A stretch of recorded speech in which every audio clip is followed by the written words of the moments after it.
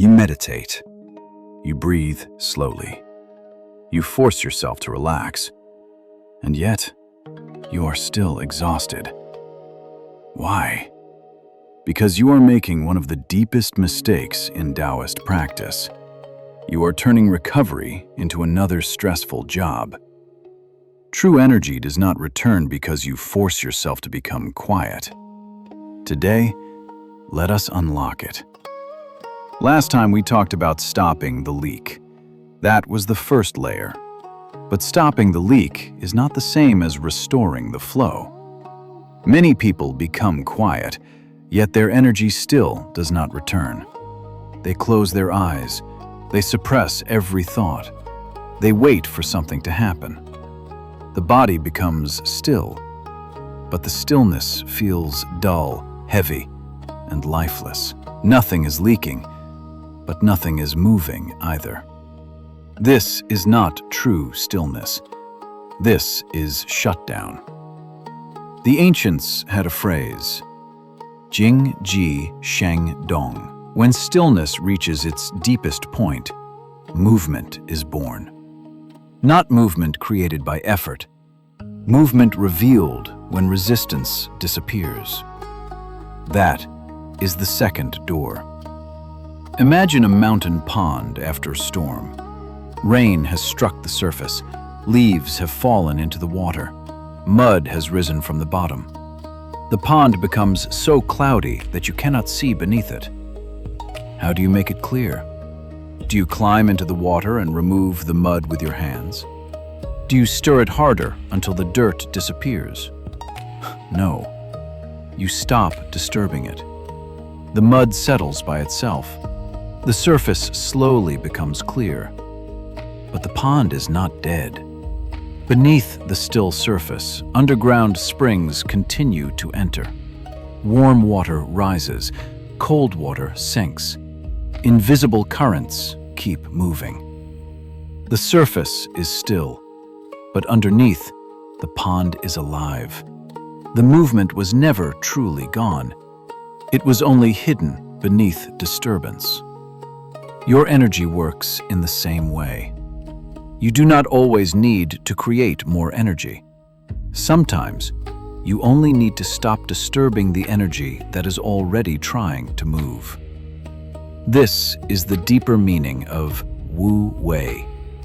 Wu Wei does not mean doing nothing. It does not mean becoming lazy, passive, or weak.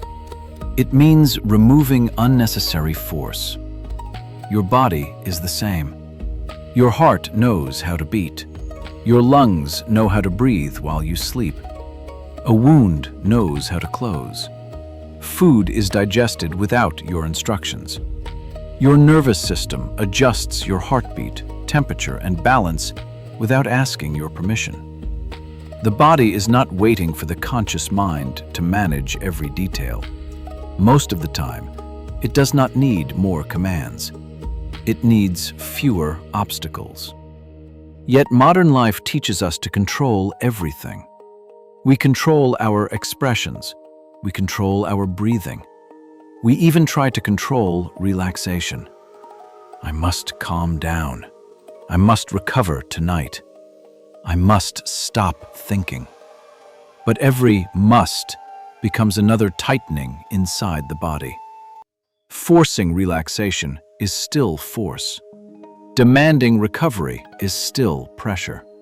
Trying to empty the mind is still the mind trying to control itself. This is why you can lie in bed for 8 hours without truly resting. The body is horizontal, but the mind is still standing guard. True restoration begins when the guard finally lowers the weapon. You remain awake, but you stop interfering. You feel the body without immediately correcting it. You notice the breath without reshaping it. You allow sensations to rise and disappear without chasing them. This is living stillness. Quiet, but not empty. Relaxed, but not collapsed. Motionless on the outside, alive underneath. Modern neuroscience describes a similar shift. When external demands decrease, the brain does not simply switch off. It moves from constant reaction toward internal processing. Memories are organized, emotions are processed, experiences begin to connect. From the outside, nothing seems to be happening. Inside, the system is reorganizing itself. This is why silence can sometimes do what effort cannot, but only when you stop turning silence into another task. The real shift is simple. Move from "I am making recovery happen" to "I am allowing recovery to happen." Here is a simple 3-minute practice. Not to manufacture energy, not to chase a mystical sensation, only to stop blocking the current. Minute 1. Let the body be supported. Sit down or lie comfortably. Let the breath remain exactly as it is. Notice where the body is still holding itself. The forehead, the jaw, the shoulders, the hands, the lower belly. Give these places permission to loosen on their own. Feel the chair, the floor, or the bed receiving your weight. For these 3 minutes, you do not need to hold yourself up. Let gravity do the work. Minute 2. Let awareness descend. Most of the day, your attention lives behind your eyes. It plans, it compares, it remembers, it prepares for what might go wrong. Now allow your attention to move lower. Bring it below the navel. The Taoists called this region the Dantian. There is nothing to visualize, nothing to force. Simply feel the small movement of the abdomen, rising, falling, expanding, releasing. Let awareness rest there lightly, like a leaf resting on water. Minute 3. Stop adjusting. Let the breath choose its own rhythm.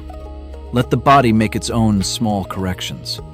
Sensations may appear: warmth, a pulse, a sigh, a soft wave through the chest or belly, or you may feel nothing at all. Both are fine. Let the practice remain unmeasured. Let each sensation come. Let it stay. Let it leave. The practice is not the warmth. It is not the vibration. It is not the feeling of energy moving. The practice is your willingness not to interfere. This is what most people misunderstand. They believe they must produce stillness. But true stillness is not something you produce. It is what remains when unnecessary effort disappears. They believe they must create the current, but the current is already there. It was only buried beneath tension, expectation, and control. So the next time you feel drained, do not immediately search for another method.